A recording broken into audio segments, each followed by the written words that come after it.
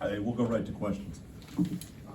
Greg, started the second half pretty well. I think you had 11-1 run, got up 6 or 8 or so, and then things changed. What at that point changed? What maybe did you need a little more of to kind of keep that momentum? Yeah, I didn't think we started the second half real well because we gave up a 3 to Miguel to start it, and then we fouled a 3-point shooter. So we gave him a little confidence and momentum early, but I thought we made shots, and as simple as that was. I thought the stretch where he got away from us, we had 3 or 4 possessions in a row where we missed some pretty easy looks. So some of them point blank, some good looks from 3.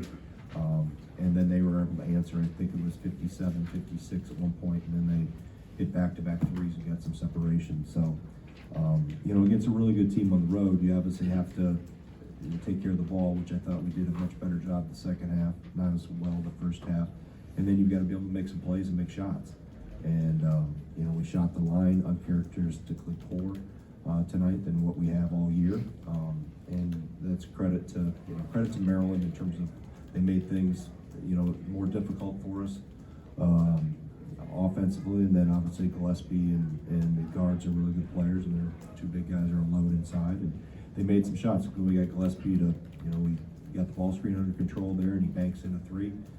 But good players do that. They make plays when things are on the line. But I thought it was a stretch of 4 or 5 possessions where we needed to keep pace and had a chance to take a lead. The charge was big on Corral. I thought it was the right call, but it was we were able to have a layup there to go up 1, I believe, at that time, and it goes back the other way. So just little things like that when you get in these type of games, specifically on the road, you have to be precise and possession after possession, and if you have too many miscues, it comes back to bite you.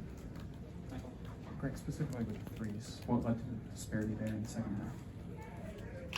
I thought we had some decent looks. I'll look through the film. I don't know if we took too many contested ones. McGee had to take 1 at the shot clock, but by and large, we know we shoot threes. So I'm not gonna sit here and micromanage them when we go 32 of 67 or whatever we had for the last 2 games, and 9 on 27 is still a point per possession. So even though it looks like, oh wow, you only made 9 threes, it's still a point per possession. So I want them to take good threes when they got them. I'll evaluate the ones that we took. I didn't think we took too many bad ones, but with the number we take, there's going to be some that maybe aren't always perfect exactly all the time. But like I said, I'll have a better idea once I break down each possession on film. Hey, Coach, just wanted to ask about Harris Smith's 3 there. I mean, he hasn't made one since around the new year. Yeah. How much did that kind of, to give up, that type of shot, and then the 2 consecutive ones, backbreaker for you guys? Yeah, you play the percentages. He's 4 for whatever, right? 4 for the year, and you have him. I thought we loaded pretty well.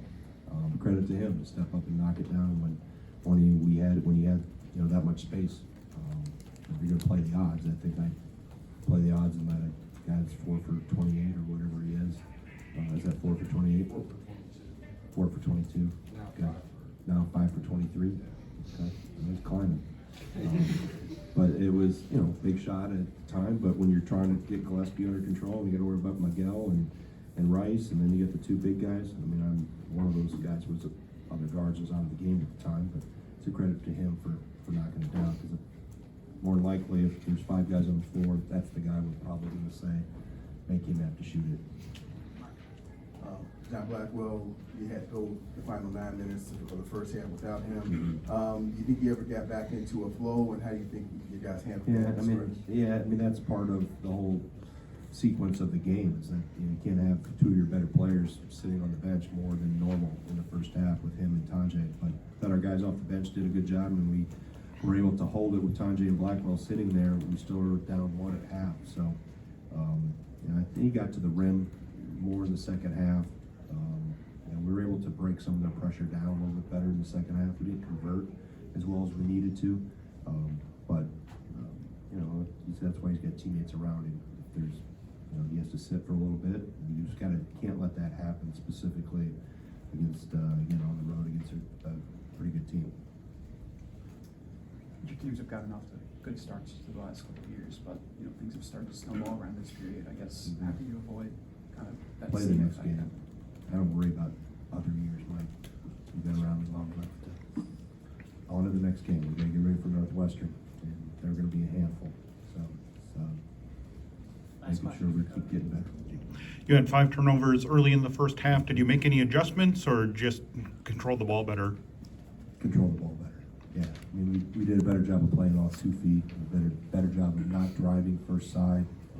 I thought we could attack from the top a little bit better, which we did, instead of playing along the baseline as much. So, and then we made better decisions, which gave us better results. All good? All right, thanks.